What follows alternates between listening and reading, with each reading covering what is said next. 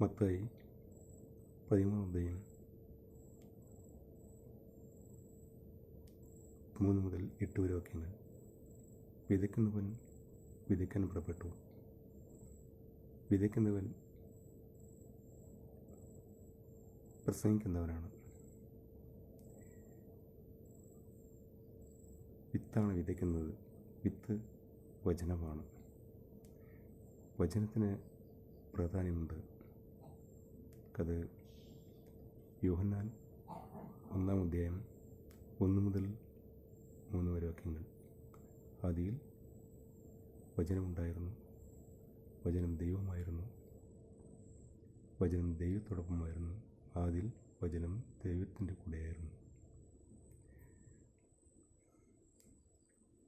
ഇവിടെ വചനം എന്ന് വിശേഷിപ്പിച്ചിരിക്കുന്നത് യേശുക്രിസ്തുവിനെയാണ്. യേശുക്രിസ്തുവിൻ്റെ മറ്റൊരു നാമമാണ് വചനം. യഹോവ ഇവിടെ വചനം. യഹോവ തൻ്റെ പുത്രന് വചനം എന്ന് പേര് നൽകിയിരിക്കുന്നു. ആ വചനത്തിന് ശ്രേഷ്ഠതയുണ്ട്, മഹത്വമുണ്ട്, വളരെ പ്രാധാന്യമുണ്ട്. മത്തായി 24:35 വാക്യം. ആകാശം ഭൂമിയും ഒഴിഞ്ഞു പോകും, എൻ്റെ വചനങ്ങളോ ഒഴിഞ്ഞു പോകുകയില്ല. ആകാശം ഭൂമിയും മറ്റ് ഗ്രഹങ്ങളും ഉപഗ്രഹങ്ങളും ഒക്കെ ദൈവം സൃഷ്ടിച്ചാണ്. അവയ്ക്കെല്ലാം നീക്കം വരും, ഒഴിഞ്ഞു പോകും. എന്നാൽ എൻ്റെ വചനത്തിന് നീക്കം വരികയില്ല, അവയ്ക്ക് ഇളക്കം തട്ടുകയില്ല. അതിൽ നിന്ന് ഒരു വള്ളിയെങ്കിലും പുള്ളിയെങ്കിലും മാറിപ്പോവുകയില്ല. അത് വളരെ ഉറപ്പുള്ള വചനമാണ്, മഹത്വമുള്ള വചനമാണ്, ശ്രേഷ്ഠതയുള്ള വചനമാണ്. അതുകൊണ്ട് തന്നെയാണ് വചനത്തിന് ഇത്രയും പ്രാധാന്യം, അതായത് സ്വന്തം പുത്രന് വചനമെന്ന് വിശേഷിപ്പിച്ചിരിക്കുന്നത്. നമുക്ക് ബൈബിളിലൂടെയാണ് നാം വചനം അറിയുന്നത്. ബൈബിളിൽ പഴയ നിയമം, പുതിയ നിയമം എന്നീ 2 വിഭാഗങ്ങളുണ്ട്. അവയിൽ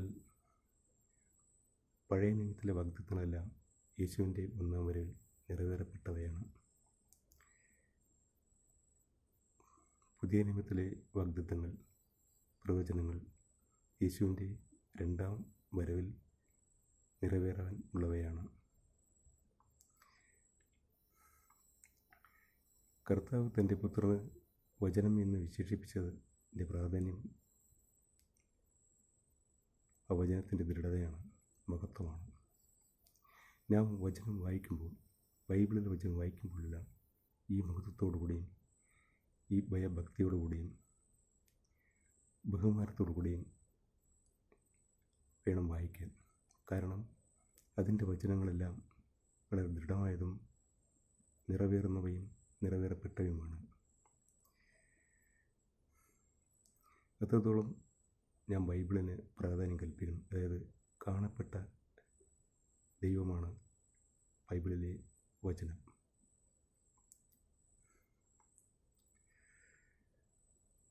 ഉൽപ്പത്തി പുസ്തകം 17-ാം അധ്യായം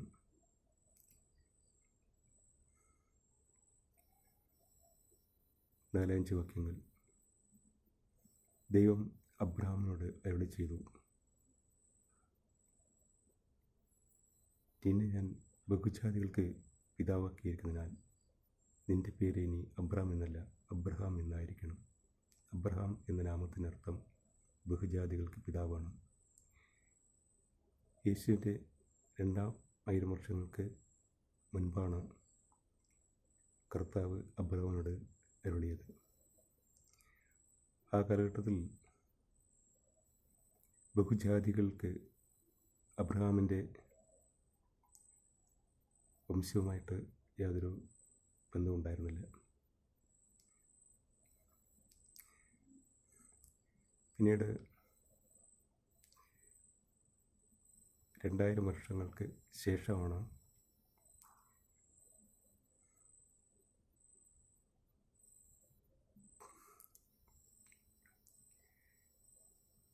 യേശുക്രിസ്തുവിൻ്റെ ക്രൂശിലെ മരണത്തിലൂടെ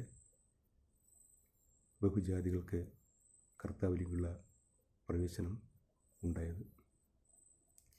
അപ്പോൾ ആ വചനത്തിൻ്റെ മഹത്വവും പ്രാധാന്യം എത്രയുണ്ടെന്ന് മനസ്സിലാക്കണം. അതായത് ദൈവം ഒന്ന് പ്രവചിച്ചിട്ടുണ്ടെങ്കിൽ അല്ലെങ്കിൽ അരുളി ചെയ്തിട്ടുണ്ടെങ്കിൽ അത് നിവർത്തീകരിക്കും എന്നുള്ളതാണ്. ഹെബ്രി 11:2 ദൈവം വചനത്താൽ ലോകം സൃഷ്ടിച്ചു എന്നെഴുതിയിട്ടുണ്ട്. അത് വചനത്താലാണ്. ഉണ്ടാകട്ടെ എന്ന് കൽപ്പിച്ചപ്പോൾ അതുണ്ടായി. നമ്മൾ ഉണ്ടാകട്ടെ എന്ന് കൽപ്പിച്ചാൽ അതുണ്ടാവില്ല. കാരണം നാം മനുഷ്യരാണ്, ദൈവം സൃഷ്ടാവാണ്, നാം സൃഷ്ടിയാണ്. അതുകൊണ്ട് മനുഷ്യനും ദൈവത്തിനും തമ്മിലുള്ള വ്യത്യാസം വളരെയുണ്ട്. ദൈവത്തിൻ്റെ വചനം എന്ന് പറയുന്നത് ദൈവത്തോടുള്ള സ്വമാണത്. ആ വചനം നിറവേറുന്നവയാണ്, മഹത്വമുള്ളതുമാണ്, ബഹുമാനമുള്ളതാണ്, ശ്രേഷ്ഠതയുള്ളതാണ്.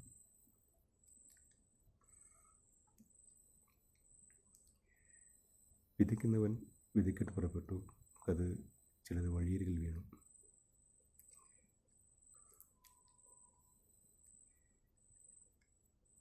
പറവുകൾ വന്നേറെ അത് കുത്തിയെടുത്ത് കൊണ്ടുപോയി. ഇവിടെ രാജ്യത്തിൻ്റെ വചനം കേൾക്കുമ്പോൾ അത് ഗ്രഹിക്കാഞ്ഞാൽ ദുഷ്ടൻ വന്ന് തൻ്റെ ഹൃദയത്തിലുള്ള വചനം എടുത്തുകൊണ്ട് പോകുന്നു. ഇവിടെ ദുഷ്ടൻ ഒരുവൻ്റെ ബലഹീനതയും കാത്തുകൊണ്ടിരിക്കുകയാണ്. അവൻ ഗ്രഹിക്കാത്തതും ദുഷ്ടനാലാണ്.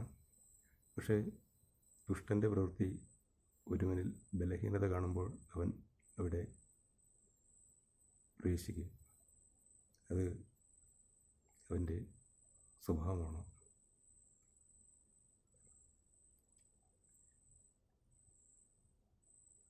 അടുത്തത്, ചിലത് പാറമേൽ വീണു. പാറയ്ക്ക് മണ്ണ് കുറവായതിനാൽ അതിൽ നിന്നും വിത്ത് മുളച്ചു വന്നു. അതായത് മണ്ണിന് താഴ്ചയില്ലാത്തതിനാൽ വിത്ത് മുളച്ചു. സൂര്യൻ ഉദിച്ചേറി ചൂടുകൊണ്ട് അവ ഉണങ്ങിപ്പോയി. അതായത് വചനം കേട്ട് സന്തോഷത്തോടെ കൈക്കൊള്ളുന്നതാകുന്നു ഇത്. എങ്കിലും അവയ്ക്ക് വേരില്ലായകയാൽ അവൻ ഇടറിപ്പോകുന്നു. ഉപദ്രവത്താലും കഷ്ടതയാലും അവൻ ക്ഷണത്തിൽ ഇടറിപ്പോകുന്നു. അവനൊരു ക്ഷണികനാകുന്നു എന്നാണ് എന്ന് മനസ്സിലാക്കേണ്ടത്.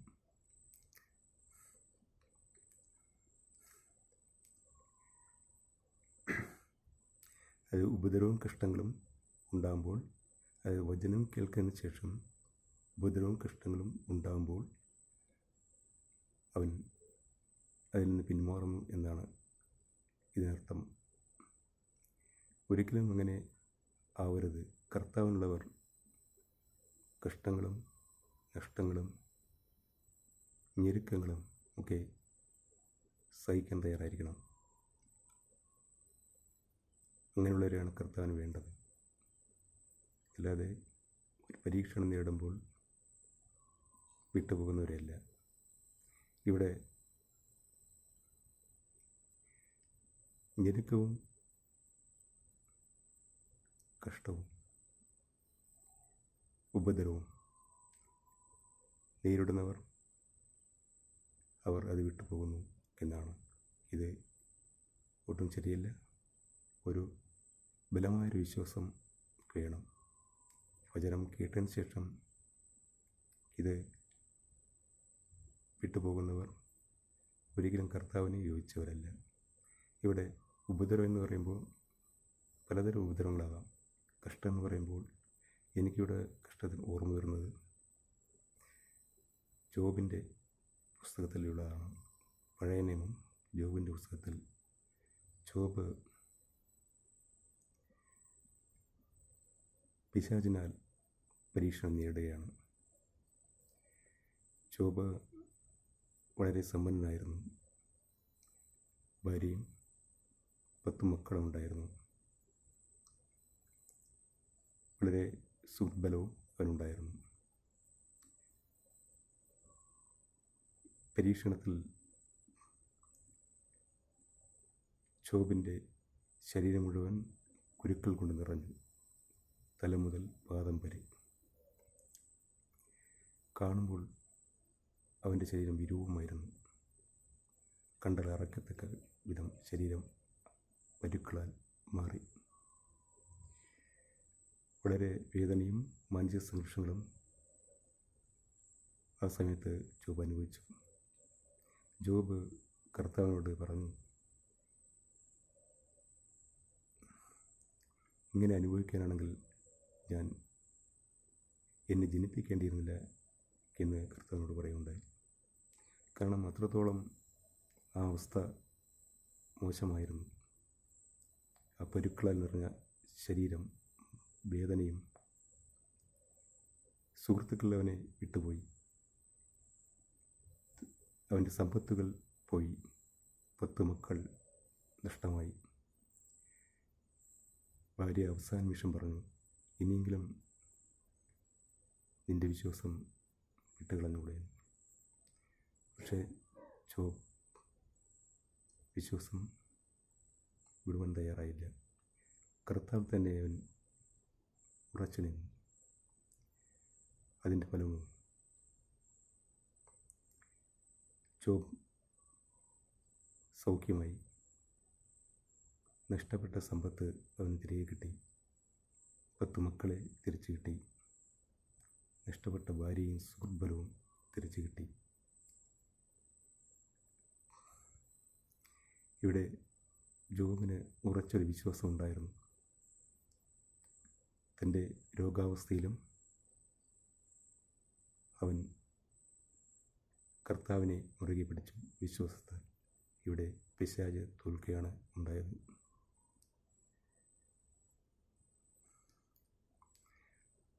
ഇത്തരമൊരു വിശ്വാസമാണ് കർത്താവ് നമ്മിലെന്ന് പ്രതീക്ഷിക്കുന്നത്. അത് കഷ്ടങ്ങളും നഷ്ടങ്ങളും ഉപദ്രവങ്ങളും നേരിടുമ്പോൾ പിന്മാറുന്നവരല്ല വേണ്ടത്. വചനത്താൽ, വിശ്വാസത്താൽ അത് ഊർജിതമായി ഒരു ജീവിതം നയിക്കാൻ, കർത്താവിന് വേണ്ടി ഒരു ജീവിതം നയിക്കാൻ ഞാൻ എപ്പോഴും തയ്യാറായിരിക്കണം. അടുത്തത്, വിത്തുകൾ മുള്ളിനിടയിൽ വീഴുന്നതാണ്. വചനം കേൾക്കുന്നുവെങ്കിലും ലോകത്തിൻ്റെ ചിന്തയും ധനത്തിൻ്റെ വഞ്ചനയും നിമിത്തം